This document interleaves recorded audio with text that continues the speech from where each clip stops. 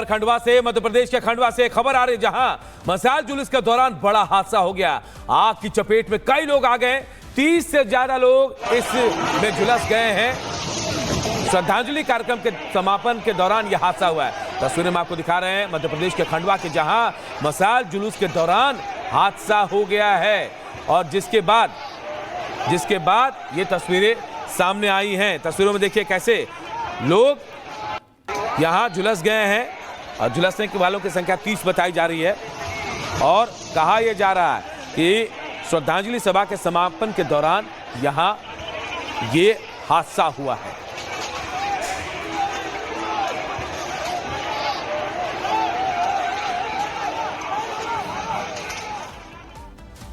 और बात बिहार विधानसभा के शीतकालीन सत्र की, तो चौथे दिन भी शीतकालीन सत्र को लेकर बिहार विधानसभा में जोरदार हंगामा हुआ। सीट अरेंजमेंट को लेकर आरजेडी विधायकों ने जोरदार हंगामा किया और वेल तक पहुंच गए, जिसके बाद स्पीकर ने मार्शलों को बुलाकर उन्हें अलग किया। यहां से रिपोर्ट आपको दिखाते हैं।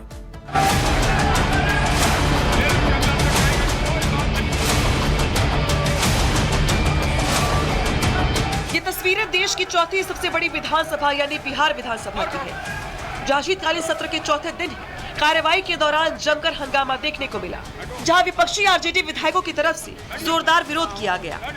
मुद्दा सदन में सिटिंग अरेंजमेंट को लेकर था, जिस पर आरजेडी विधायकों का सत्ता पक्ष की ओर जाने को लेकर भारी बवाल मच गया और देखते ही देखते टकराव इस कदर बढ़ गया कि स्पीकर को मार्शल बुलाने पड़े।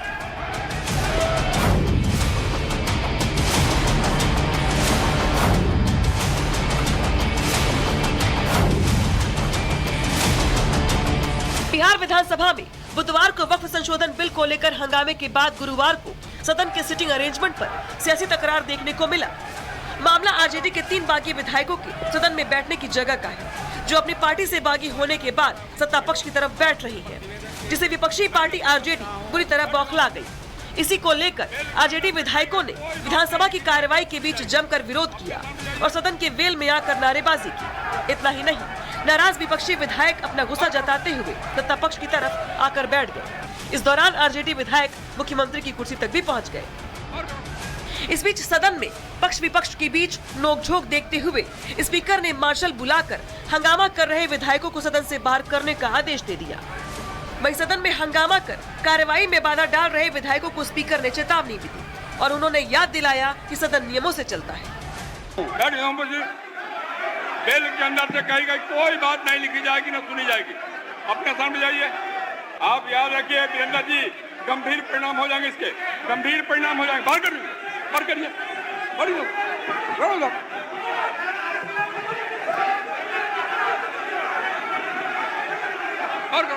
आप अव्यवस्था मत फैलाइए, अव्यवस्था फैलाने का काम मत करिए, चलेगा नियम कानून से ही। विधानसभा के सिटिंग अरेंजमेंट को लेकर नेता प्रतिपक्ष तेजस्वी यादव ने ऐतराज जताते हुए कहा कि बाकी विधायक अभी भी उनकी पार्टी के विधायक हैं। वहीं उन्होंने बाकी विधायकों पर कार्रवाई की मांग दोहराते हुए इसमें हो रही देरी पर सवाल खड़े किए। तो विपक्षी विधायकों के हंगामे पर तेजस्वी यादव ने कहा कि सरकार को आंख खोलनी चाहिए। बिहार विधानसभा के शीतकालीन सत्र में सत्ता पक्ष और विपक्ष आमने सामने है। पहले वक्फ संशोधन बिल को लेकर जुबानी वार पलटवार के बाद अब सीट अरेंजमेंट को लेकर नोकझोंक देखने को मिली है।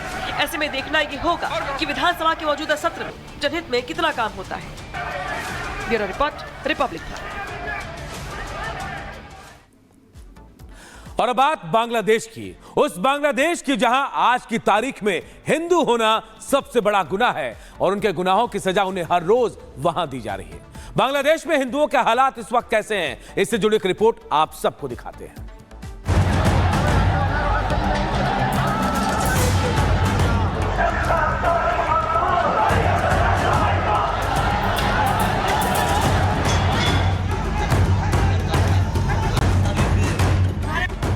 हिंदुओं के खिलाफ ये नारेबाजी बांग्लादेश में हो रही है। उस यूनुस के देश में जिसे कभी दुनिया का सबसे प्रतिष्ठित नोबेल शांति पुरस्कार मिला था, लेकिन आज शांति और सद्भाव के डींगे हाँकने वाले वही यूनुस नरपिशाच बन चुके हैं, जिनकी आंखों के सामने बांग्लादेश की सड़कों पर हिंदुओं को काटने, उन्हें कत्ल किए जाने के नारे लगाए जा रहे हैं, लेकिन वो चुपचाप हिंदुओं की तरफ पीठ घुमाकर बैठे हैं।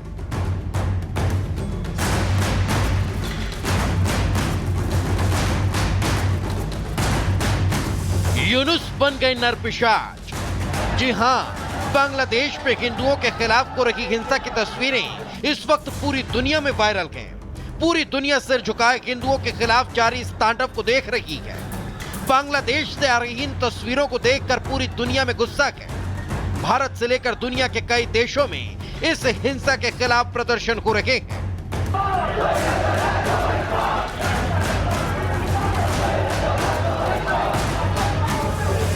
बेशक यूनुस इन बातों से बेपरवाह है। उन्हें इस बात की कोई फिक्र नहीं कि उनके देश में ये हिंदुओं के साथ क्यों हो रहा है, वरना वो इस्कॉन के संत चिन्मय दास की गिरफ्तारी और हिंदुओं के खिलाफ बोई जा रही नफरत के प्रति विरोध जारी करने पर भारत के सामने अपनी आपत्ति नहीं जताते। मगर अफसोस, बांग्लादेश में हिंदुओं का कत्लेआम हो रहा है, उनके घर जलाए जा रहे हैं, लेकिन यूनुस को कुछ नहीं दिखाई दे रहा। सबसे ज्यादा हिंसा तो चटगांव में हो रही है, जहां यूनुस की पुलिस मूक दर्शक बनी है और संत चिन्मय दास की गिरफ्तारी का विरोध कर रहे हिंदुओं पर कट्टरपंथी जानलेवा हमला कर रहे हैं, हिंदुओं के घरों को निशाना बना रहे हैं। लेकिन हद तो यह है कि बांग्लादेश सरकार ने जिस इस्कॉन के जिस संत पर देशद्रोह का आरोप लगाया, उसकी पूरी दुनिया में निंदा हो रही है। बावजूद इसके अब यूनुस सरकार इस्कॉन को की आतंकी संगठन घोषित करने पर तुली है, जिस पर पूरी दुनिया हैरान है। हालांकि दुनिया में प्रतिष्ठित संस्थान के तौर पर अपनी पहचान कायम करने वाले इस्कॉन का शीर्ष नेतृत्व इस मुद्दे पर बांग्लादेश को समझाने की कोशिश कर रहा है, लेकिन कट्टरपंथियों के इशारे पर नाच रहे पीएम यूनुस कुर्सी के मोह में कुछ करेंगे, इसकी उम्मीद कम है, क्योंकि बांग्लादेश में इस्कॉन के खिलाफ आज जो हो रहा है, उसका इशारा बांग्लादेश में जमातियों ने पहले ही करा दिया था। प्यारे हाजिरीन, मेरे भाइयों, अगर इस्कॉन को प्रतिबंधित नहीं किया जाता तो वो दिन दूर नहीं जैसे फासिस्ट सरकार के खिलाफ जनता इकट्ठा हुई थी, जुल्मों के खिलाफ आवाज बुलंद करने की थी।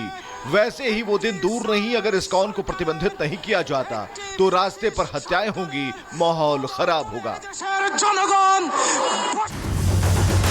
बांग्लादेश में सिर्फ ये अकेला मौलाना नहीं है जो हिंदुओं के मंदिरों का नाम और निशान मिटाने की बात कहता दिखा। कट्टरपंथियों की ऐसी जमात आज बांग्लादेश में भरी पड़ी है। खुद यूनुस का रवैया भी इन कट्टरपंथियों से कम नहीं, जो कुर्सी के लिए जमातियों की गोद में जा बैठे। बेशक बांग्लादेश में आज जो स्थिति है वो एक समय पाकिस्तान के अंदर बनी थी, जहां हिंदुओं को मारा काटा गया था। आज बांग्लादेश ठीक उसी राह पर चल पड़ा है, लेकिन इसमें शक नहीं कि सनातन के सफाई की जो साजिश इस वक्त बांग्लादेश में परवान चढ़ रही है, उसकी एक एक तस्वीर दुनिया भर में फैले सनातनियों के दिलो दिमाग में रिकॉर्ड हो रही है। और जब वक्त आएगा तो हिंदुस्तान हर एक जख्मों का हिसाब लेगा। Bureau report, Republic Bharat.